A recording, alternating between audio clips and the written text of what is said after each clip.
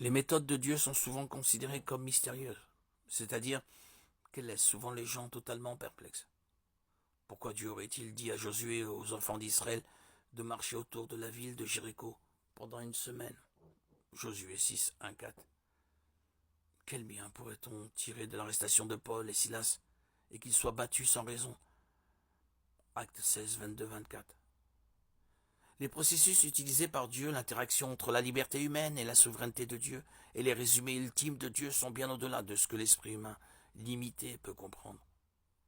La Bible et les témoignages des chrétiens à travers les âges regorgent d'histoires vraies, montrant comment Dieu a retourné une situation après l'autre, un problème après l'autre, une vie après l'autre, complètement à l'envers. Et il le fait souvent de la manière la plus inattendue, étonnante et inexplicable. La vie de Joseph est un bon exemple de la manière mystérieuse dont Dieu agit parfois. Genèse 37, 1, 50, 26. Dans la Genèse 50, 20, Joseph dit à ses frères: Vous aviez médité de me faire du mal. Dieu l'a changé en bien.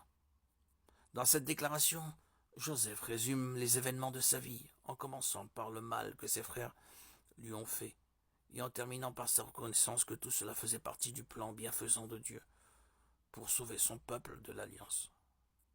Genèse 15, 13, 14.